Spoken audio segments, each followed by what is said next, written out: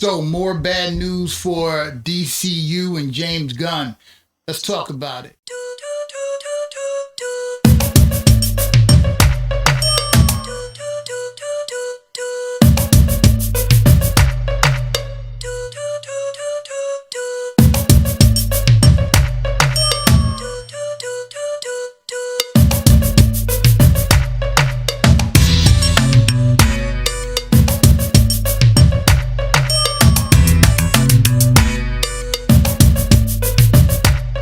Okay, reactors, welcome back to the channel, the Nuclear Reactor, the reaction channel where all the reactions go nuclear.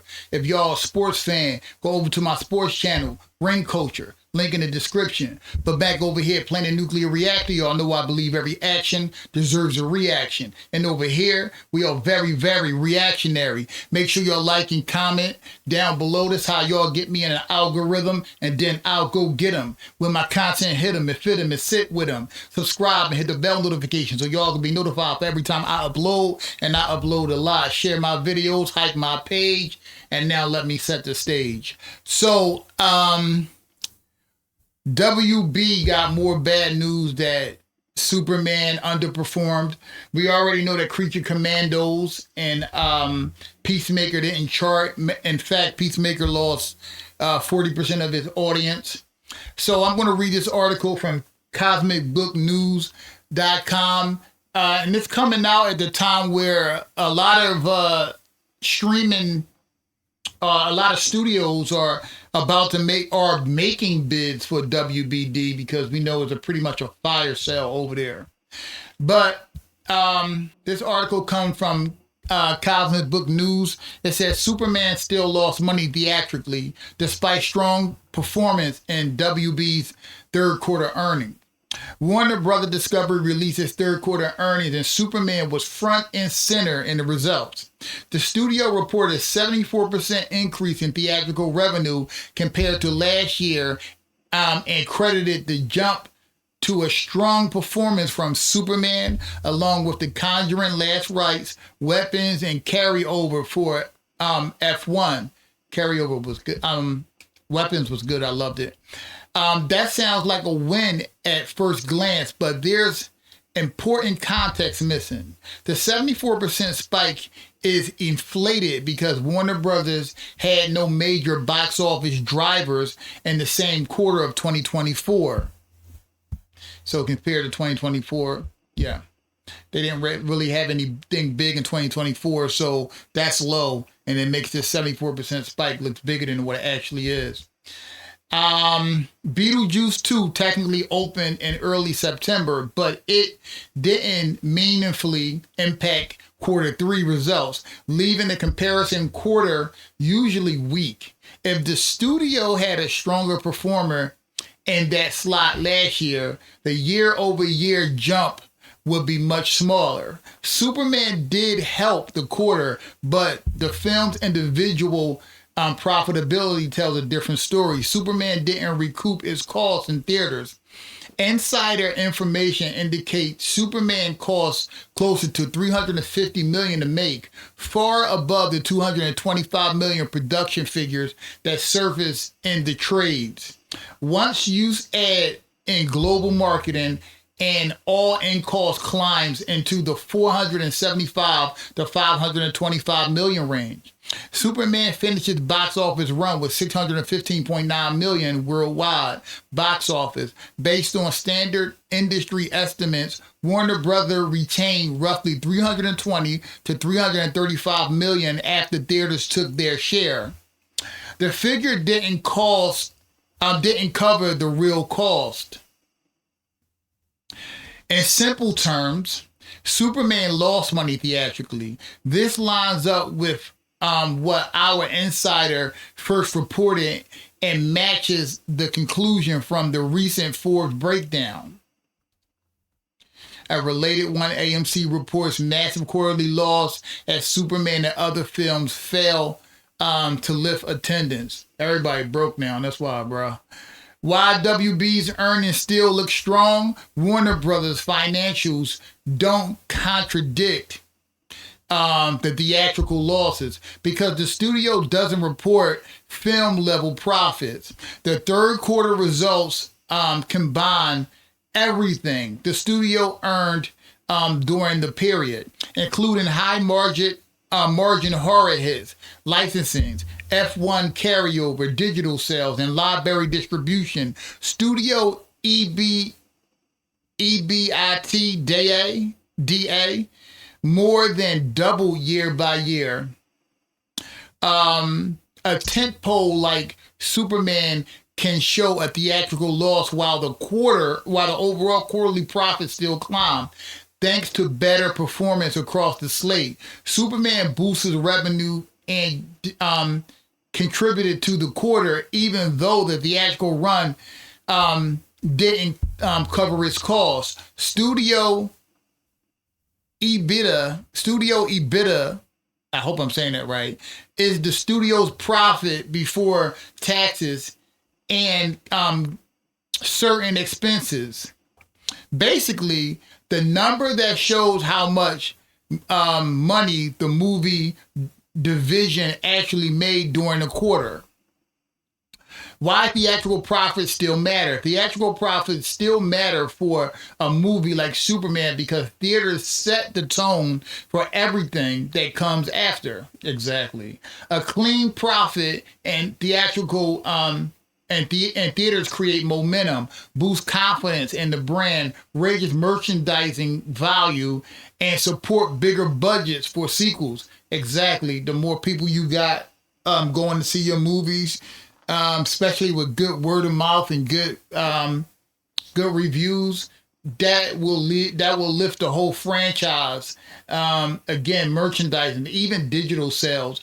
When I go to the movies and see a movie that I absolutely love, I pre-order it as fast as I can. You know what I'm saying? Like I think I've bought just about every movie I've loved in the theaters just because I want to own it because I love the movie. So yeah. When a tentpole loses money theatrically, the studio must rely on digital sales, streaming, and international TV deals to close the gap, which takes longer and doesn't carry the same impact. Exactly. A strong theatrical run also signals that fans are on board with the direction of the franchise. When the first film in a new slate comes and below expectation, it puts more pressure on whatever comes next. Supergirl, that's going to be a tough one. They're reshooting it now, though, and then they have a Lantern series coming out, I think, next year. What this means for the DCU: Superman wasn't a bomb, but it wasn't a clean hit either. It performed well enough to lift the quarter when paired with cheaper, profitable movies. But the theatrical shortfall adds pressure to the next DCU entries. Yes, a lot's going to fall on Supergirl. Supergirl arrives in theaters in 2026, followed by Gunn's Man of Tomorrow in 2027. Both films will face tight scrutiny now that Superman failed to turn a theatrical profit. This is insane to me. What is James Gunn doing? So he released Superman, which was the flagship. Then he's doing Supergirl. Okay, then he's going back to Superman in 2027. What kind of universe is this? Like, so he's just basically staying on Superman. He's not introducing anyone else in the theaters in the next 2 years. That's crazy, bruh. That's crazy. It doesn't make any sense. Like he's not going to introduce anybody but a Superman family in the theaters in 3 years. Yeah. He is the wrong guy to be running DC. He is the wrong guy to be writing Superman movies. He should stick with rejects that he bastardized the way the character is in the comics anyway. I can't believe that we're not. Well, not me. I've been stopped watching DC when they decided to cancel the DCEU. But I can't believe this guy is only focusing on Superman for 3 years. No Batman, no Wonder Woman, the big three of DC, just Superman. Terrible. But anyway, y'all already know. I believe that James Gunn, not his temperament is not good enough. He's always online arguing with people. He's already messed with directors' visions of films. And James Gunn is a little bit above average writer. He's kind of mediocre, and this doesn't make any sense. You are laying out a new universe. You've laid out two different properties in the world of television series. Peacemaker Part 2, which retcon season 1, doesn't make any sense that you take these same actors that was in another universe and try to continue the season 1 in a new universe. That's lazy. It's stupid. It doesn't make any sense. But James Gunn wanted to keep Peacemaker. Dumb.